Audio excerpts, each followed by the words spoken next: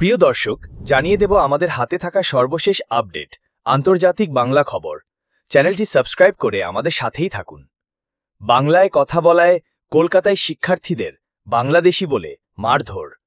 ভারতে আবারও অপমান হেনস্থার শিকার হলেন বাংলাভাষীরা। বাংলাদেশি তকমা গায়ে জড়িয়ে বুধবার 20 আগস্ট রাতে মারধরের শিকার হন কলকাতা বিশ্ববিদ্যালয়ের 2 ছাত্র। আর ঘটনাটি ঘটেছে বাংলা অধ্যুষিত কলকাতার শিয়ালদহ ব্রিজের কাছে। হিন্দিভাষী এক দোকানদার তাদের সঙ্গে দুর্ব্যবহার ও হামলা চালান বলে অভিযোগ 2 যুবকের। ভারতের কয়েকটি গণমাধ্যম জানিয়েছে, বিশ্ববিদ্যালয়ের কয়েকজন ছাত্র মোবাইলের সরঞ্জাম কিনতে গিয়েছিলেন। দর কষাকষির এক পর্যায়ে দোকানদারের সঙ্গে তর্ক বাধে। তখনই তিনি বাংলাভাষী ছাত্রদের উদ্দেশ্যে বলেন, বাংলাদেশি বলবো, কি করবি? এরপর শুরু হয় হাতাহাতি। অভিযোগ অনুযায়ী মোবাইলও ছিনিয়ে নিয়ে এক ছাত্রকে আটকেও রাখা হয়েছিল। মারধরের শিকার এক ছাত্র বলেন, বাংলা বললেই বাংলাদেশি বলে গালি দেওয়া হচ্ছে। প্রতিবাদ করায় আমাদের মারধর করা হলো, এমনকি ছুরি বন্দুক দেখিয়ে ভয় দেখানো হয়েছে।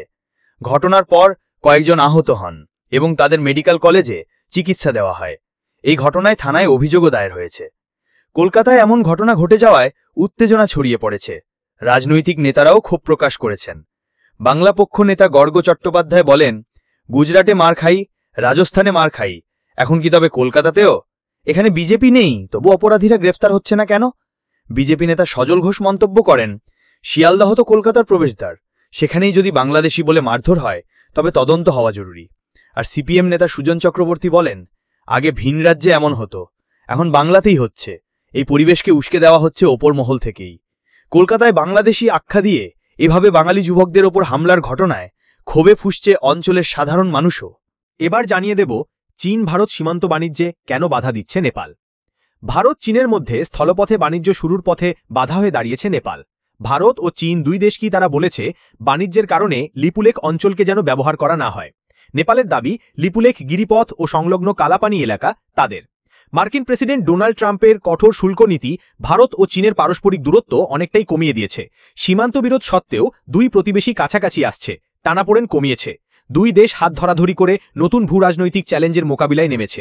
চীনের পররাষ্ট্রমন্ত্রী ওয়াং ইয়ের সাম্প্রতিক ভারত সফর সেই লক্ষ্যে পৌঁছানোর একটা বড় ধাপ।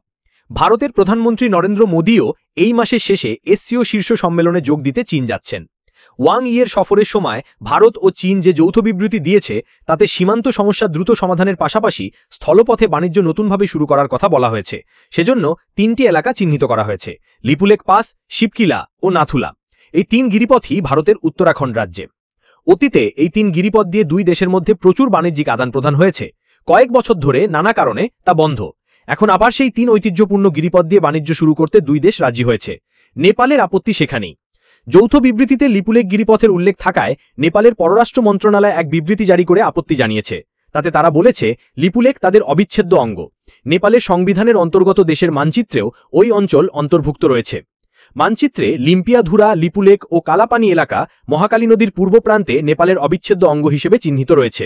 সেই কারণে ওই অংশে রাস্তা তৈরি, রাস্তা সম্প্রসারণ এবং সীমান্ত বাণিজ্য হওয়া বাঞ্ছনীয় নয়। এমন কোনো কাজ যেন না করা হয়। নেপালের ওই বিবৃতির জবাব দিতে ভারত দেরি করেনি। ভারতের পররাষ্ট্র মন্ত্রণালয়ের মুখপাত্র রণধীর জয়সওয়াল গতকাল বুধবার এক বিবৃতিতে বলেন, লিপুলেখ গিরিপথ দিয়ে ভারত ও চীনের বাণিজ্য শুরু হয়েছিল 1954 সালে। কোভিড ও অন্যান্য কিছু কারণে সাম্প্রতিক বছরগুলোতে তা বন্ধ ছিল, কিন্তু নতুনভাবে বাণিজ্য শুরুর সিদ্ধান্ত নিয়েছে দুই দেশ। নেপালের সীমান্ত দাবি সম্পর্কে বিবৃতিতে বলা হয়, সেটা ঐতিহাসিক তথ্য নির্ভর নয়, দাবি ন্যায়সঙ্গতও নয়। একতরফা ও কৃত্রিমভাবে জানানো এই দাবি গ্রহণযোগ্য নয়। বিবৃতিতে বলা হয়, কূটনীতির মাধ্যমে সীমান্ত সমস্যার সমাধানে নেপালের সঙ্গে গঠনমূলক সংলাপের জন্য ভারত সবসময় প্রস্তুত। লিপুলেখ গিরিপথ নিয়ে ভারত নেপাল বিবাদ বহুকালের। ভারতের উত্তরাখণ্ড, নেপাল ও চীনের সীমান্ত ওই এলাকায় মিশেছে। ওই ত্রিদেশীয় সংযোগস্থল কৌশলগতভাবে খুবই গুরুত্বপূর্ণ। কৈলাস মানস সরোবর তীর্থযাত্রীরা ওই পথ ব্যবহার করেন। ভারতের দাবি, লিপুলেখ উত্তরাখণ্ডের পিথোরাগড় জেলার একটি অংশ। নেপাল মনে করে ওই অংশ তাদের। ইঙ্গো নেপাল যুদ্ধের পর ব্রিটিশ ইস্ট ইন্ডিয়া কোম্পানি ও নেপালের মধ্যে স্বাক্ষরিত 1816 সালের সৌগলি চুক্তিতে ভারত ও নেপালের সীমান্ত হিসেবে নির্ধারিত হয়েছিল মহাকালী কালী নদী। নেপালের দাবি, নদীর পশ্চিমাঞ্চল তাদের। ভারত ও নেপালের বিরোধ মহাকালী নদীর উৎস ঘিরে। নেপালের দাবি, ওই নদীর উৎপত্তিস্থল লিম্পিয়াধুরা। ভারত মনে করে লিপুলেখের নিচের জলপ্রপাতই মহাকালী নদীর উৎস। এই বিবাদ এখনও অমীমাংসিত। 2020 সালে ভারত লিপুলেক পর্যন্ত 80 কিলোমিটার দীর্ঘ একটি রাস্তা নির্মাণ করে। কৈলাস মানস সরোবর যাত্রী ও বাণিজ্যিক কারণে ওই রাস্তা ব্যবহৃত হয়। নেপাল তার তীব্র বিরোধিতা করেছিল। চীন ও ভারত দুই দেশের সঙ্গে নেপালের সম্পর্ক ভালো। রাজতন্ত্রের অবসানের পর নেপাল নানা কারণে চীনের দিকে ঝুঁকেছে। আপত্তি জানালেও ভারতের সঙ্গে বাণিজ্য বোঝাপড়া যেহেতু চীনের, তাই মনে করা হচ্ছে নেপাল লিপুলেক দিয়ে বাণিজ্যের ক্ষেত্রে খুব একটা বাধা দেবে না। ভারতও সংলাপের রাস্তা খুলে রেখেছে। এদিকে যুক্তরাষ্ট্রের জন্য হুমকি হতে পারে উত্তর কোরিয়ার গোপন সামরিক ঘাঁটি। চীনের সীমান্তের কাছে একটি গোপন সামরিক ঘাঁটি নির্মাণ করেছে উত্তর কোরিয়া, যেখানে দেশটির সর্বশেষ দীর্ঘপাল্লার ব্যালিস্টিক ক্ষেপণাস্ত্র সংরক্ষিত থাকতে পারে। নতুন এক গবেষণায় এ তথ্য উঠে এসেছে।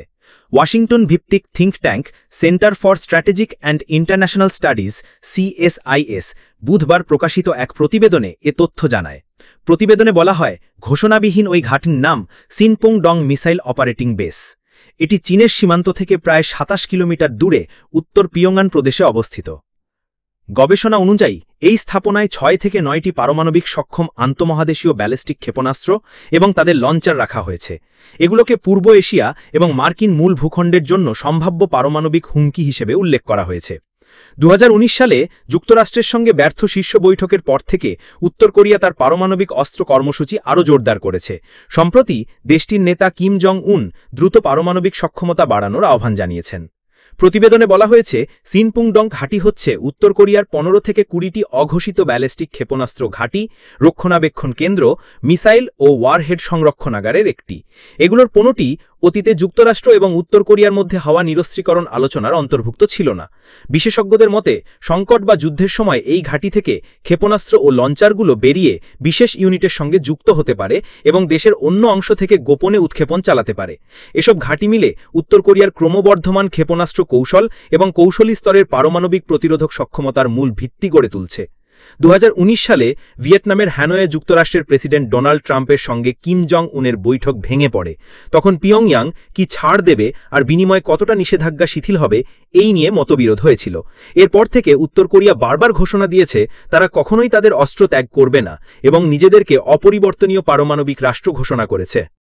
সব শেষ জানিয়ে দেব, ভারতের জন্য আকাশসীমা বন্ধের মেয়াদ বাড়াল পাকিস্তান।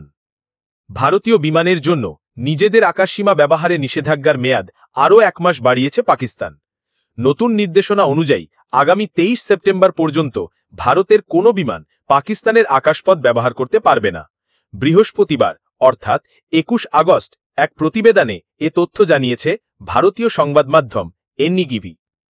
প্রতিবেদন মতে বুধবার অর্থাৎ 20 আগস্ট পাকিস্তান এয়ারপোর্টস অথরিটি এক বিজ্ঞপ্তিতে জানিয়েছে ভারতীয় কোনো বিমান পাকিস্তানের আকাশপথে প্রবেশ করতে পারবে না। এই নিষেধাজ্ঞা ভারতীয় মালিকানাধীন কিংবা ভাড়া করা সামরিক ও বেসামরিক বিমানের ক্ষেত্রেও প্রযোজ্য হবে। গত 22 এপ্রিল ভারত অধিকৃত কাশ্মীরে পেহেলগামের সন্ত্রাসী হামলার ঘটনা ঘটে। ওই হামলায় অন্তত 26 জন পর্যটক নিহত হন। এই ঘটনার জন্য প্রতিবেশী দেশ পাকিস্তানকে দায়ী করে ভারত। এই নিয়ে দুই দেশের মধ্যে তীব্র উত্তেজনা সৃষ্টি হয়, যার প্রেক্ষিতে 23 এপ্রিল নিজেদের আকাশসীমা বন্ধ করে দেয় পাকিস্তান। পাকিস্তানের পদক্ষেপের পাল্টা জবাব হিসেবে 30 এপ্রিল ভারত ও পাকিস্তানি বিমানের জন্য তাদের আকাশপথ বন্ধ করে দেয়। এরপর কয়েকবার এই নিষেধাজ্ঞা বাড়ানো হয়েছে। সবশেষ গত বুধবার আরও 1 মাস বাড়ানো হলো, যা আগামী 23 সেপ্টেম্বর পর্যন্ত বহাল থাকবে বলে জানানো হয়েছে।